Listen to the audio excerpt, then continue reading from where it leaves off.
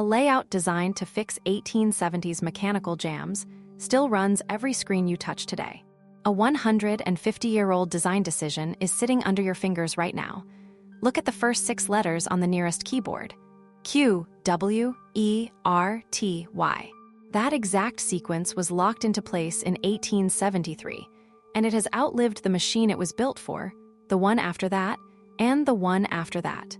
To understand why those 6 letters sit in that order, you have to picture the machine they were designed for. The original Scholes and Glidden typewriter looked like a sewing machine mounted on a wooden stand. It sat on a desk, and you typed on it blind, because the paper was hidden underneath, facing away from you. Inside the machine, each key was connected to a thin metal arm called a type bar. When you pressed a key, the arm swung up and struck an inked ribbon against the paper. The character appeared. Simple enough. But the arms had a fatal flaw that dictated everything about the layout that followed.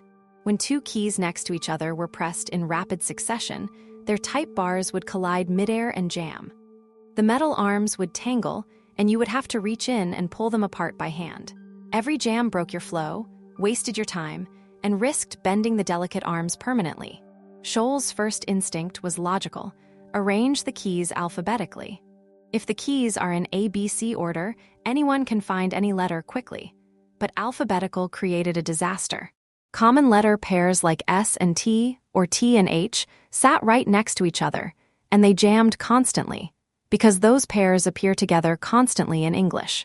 Scholes realized the problem was not the keys themselves.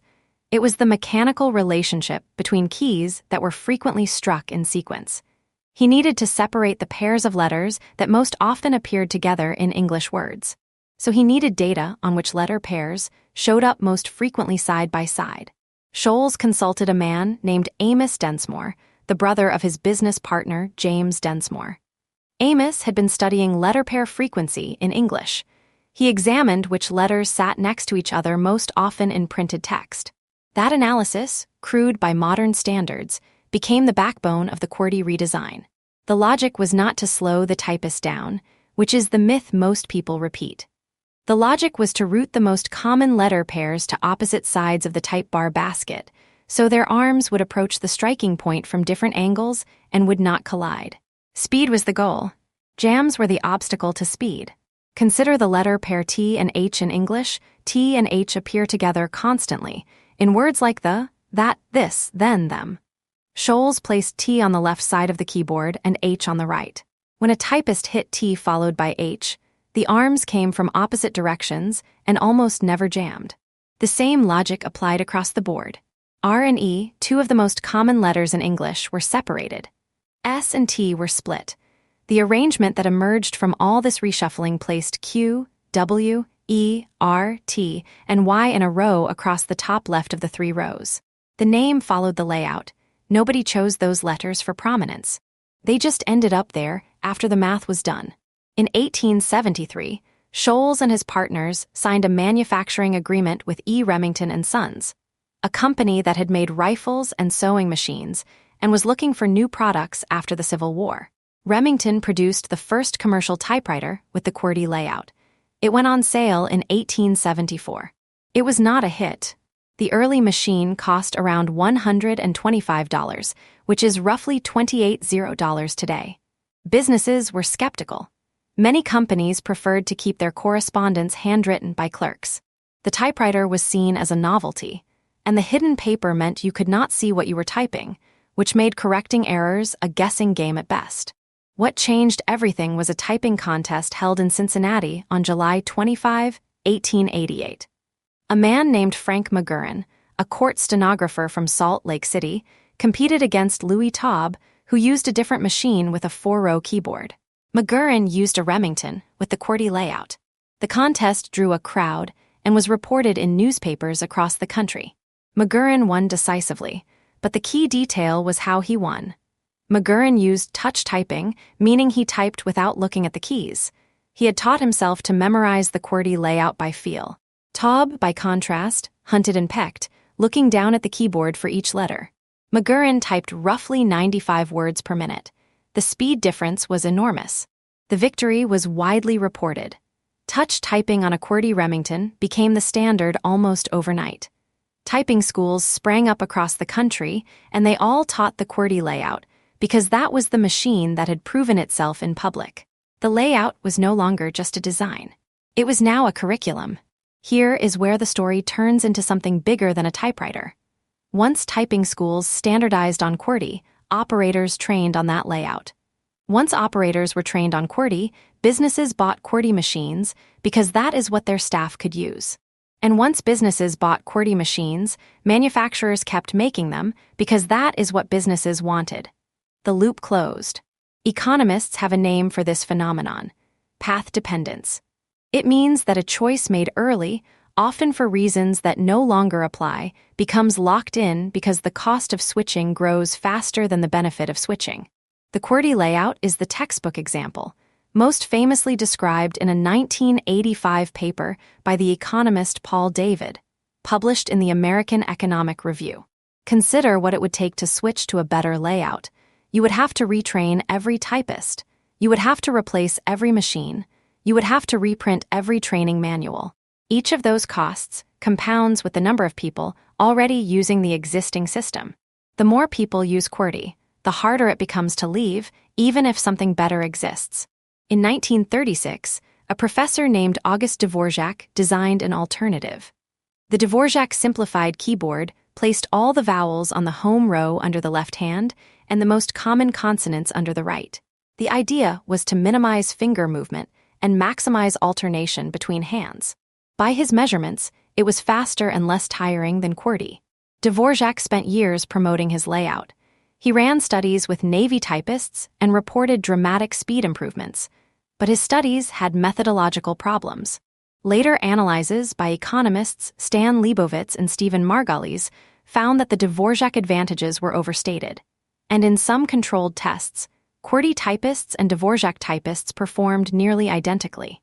The debate over whether Dvorak is actually faster has never been fully resolved. Some studies show modest gains, others show none. But the deeper point is that it almost does not matter. Even if Dvorak were proven 20% faster, the switching cost would still prevent adoption, because millions of people would have to unlearn a layout burned into their muscle memory over years of daily use. When mechanical typewriters gave way to electric typewriters in the mid-20th century, the type bar mechanism that caused the jams disappeared entirely. Electric typewriters used a type ball, a rotating sphere that struck the paper. There was no mechanical reason to keep QWERTY, but the layout came along anyway, because the users came along. When electric typewriters gave way to computer keyboards, the same thing happened.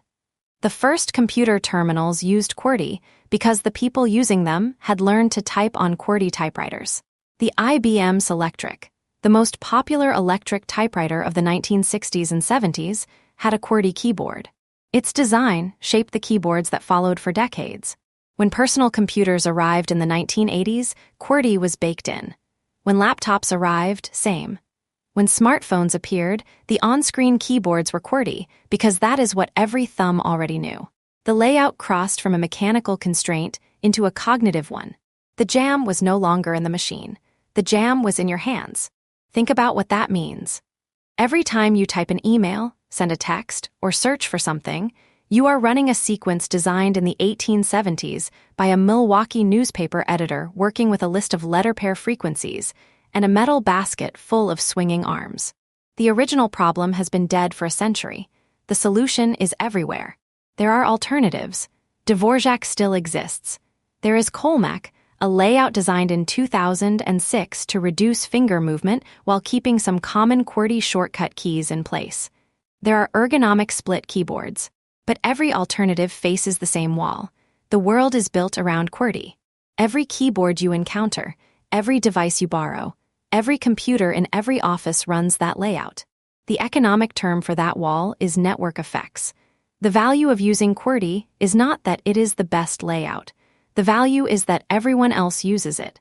A Dvorak typist sitting down at a shared office computer is helpless. A QWERTY typist can sit down anywhere in the world and start typing immediately.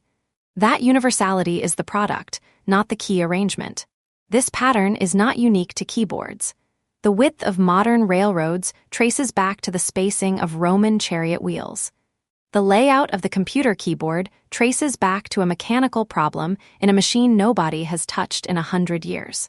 Inferior standards survive because they arrived first and built a world around themselves before anyone could measure whether they were actually the best choice. Which raises a question that goes beyond keyboards.